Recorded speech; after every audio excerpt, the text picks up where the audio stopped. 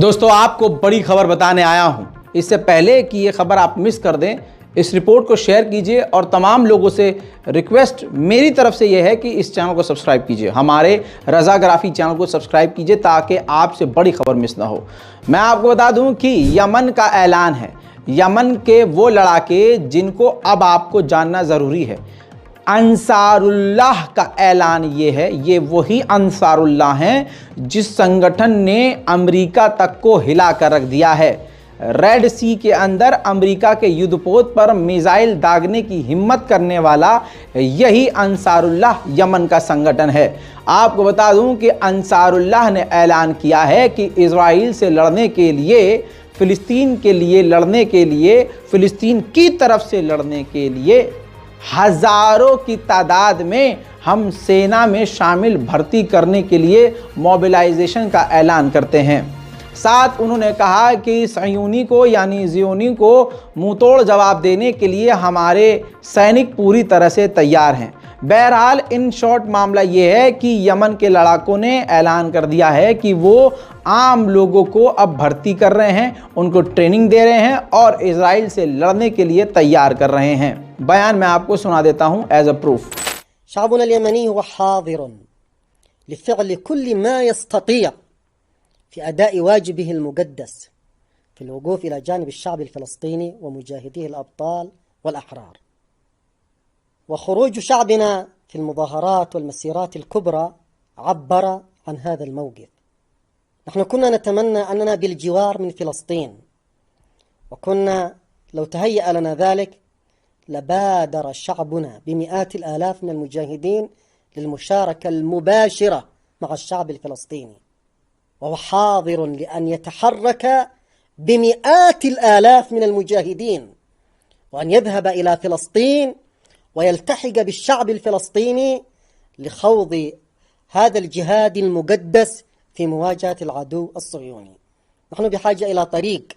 شعبنا مستعد أن يفوج مئات الآلاف من المجاهدين للذهاب إلى فلسطين.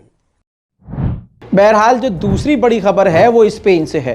देखिए, बहुत कम देश हैं जो फ़िलिस्तीन और गज़ा के लिए साफ साफ बोल रहे हैं और उनके साथ खड़े हैं। बहुत कम देश हैं जो इजराइल के ख़िलाफ़ बोल रहे हैं, बल्कि कोई बोल ही नहीं रहा है। लेकिन स्पेन एक वाहिद ऐसा देश है जहां के मिनिस्टर खुल्लम खुल्ला इजराइल के ख़िलाफ़ बोल रहे हैं। जो स्पेन की सोशल राइट मिनिस्टर ने ये कई बार ऐसे बयान दिए जिसमें इजराइल को ज़ोरदार झटका लगा है, लेकिन इस बार उन्होंने और तगड़ा बयान दिया है। उन्होंने कहा है अपने तमाम साथी देशों से कि इजराइल के साथ रिलेशन को ख़त्म कीजिए, साथ ही हथियारों की, इकोनॉमिक्स की टाइज़ को, डील्स को रद्द कीजिए। इजराइल के साथ जो आपके रिश्ते हैं उनको ख़त्म कीजिए, क्योंकि इजराइल लगातार जेनोसाइड कर रहा है। उन्होंने जो बड़ी बात कही वो नेतन्याहू के खिलाफ कही। कहा कि इजराइल के प्रधानमंत्री नेतन्याहू को इंटरनेशनल क्रिमिनल कोर्ट में वॉर क्राइम के खिलाफ लेकर जाना चाहिए, घसीटना चाहिए। अब आप कहेंगे रज़ा भाई इसका भी प्रूफ चाहिए, तो सुनिए उनको। Hoy hemos conocido que Netanyahu ha declarado non grata a las Naciones Unidas en Israel. Eso significa que su personal no tendrá visados para viajar al terreno. Y esto es consecuencia de que nunca en las últimas décadas se le ha parado los pies ni a Netanyahu ni al Estado de Israel en su política de ocupación ilegal del territorio palestino. Hay 4 cosas que los Estados europeos sí pueden hacer con carácter inmediato. La primera, suspender relaciones diplomáticas con el Estado de Israel. La segunda, establecer sanciones económicas firmes como se hicieron con la cúpula de Putin. उधर Israel का जो पूर्व प्रधानमंत्री है वो भाई अलग ही नशे में है। उसने बयान दिया है कि जो भी इंटरनेशनल मीडिया हमारे ख़िलाफ़ बोल रहा है वो आतंकी संगठन को सर्व कर रहा है, उनकी सेवा में लगा हुआ है। बिल्कुल बेतुकी बात। यानी अगर ये बच्चों को मार रहे हैं, औरतों को मार रहे हैं तो चुपचाप रहो, मत बोलो। सिर्फ दुख, मतलब मर उनके रहे हैं, गाज़ा के लोग मर रहे हैं, लेकिन तकलीफ़ जो है हमें दिखानी है कि इजराइल को बहुत तकलीफ हुई है।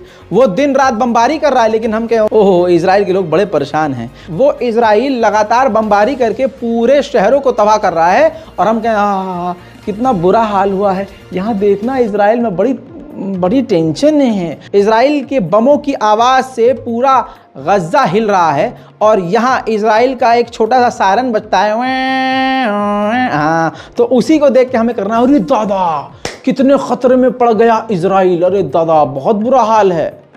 सुनिए इसको। If the international media is objective, it serves Hamas. If it just shows both sides, it serves Hamas. My argument is that the media can't just claim to bring both sides of the story. If you do that, you are only bringing one, Hamas' side. That's cowardly and it's lazy. It's an insult. वहीं दोस्तों Vladimir Putin ने, Russia के राष्ट्रपति ने साफ कहा है कि सीज फायर जल्द से जल्द हो, आम लोग जो मारे जा रहे हैं उनको मारना बंद करे इजराइल और तुरंत इस कत्लेआम को बंद करे और जंग जल्द से जल्द खत्म की जाए।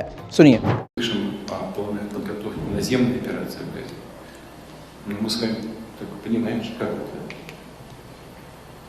совсем уже, если сказать так, полупрофессионально на использование тяжелой техники в жилых районах. Это сложное дело, чреватое серьезными последствиями для всех сторон. Ну и самое главное, что потери среди гражданских лиц будут абсолютно неприемлемы. Там же почти 2 миллиона человек живет. Сейчас главное все-таки остановить кровопролитие. Более чем востребованы коллективные усилия в интересах скорейшего прекращения огня и стабилизации обстановки. दोस्तों इस रिपोर्ट पर आपकी राय जो भी है नीचे कमेंट कीजिए, रिपोर्ट को शेयर कीजिए, चैनल को सब्सक्राइब करना बेहद जरूरी है ताकि आपसे कोई बड़ी खबर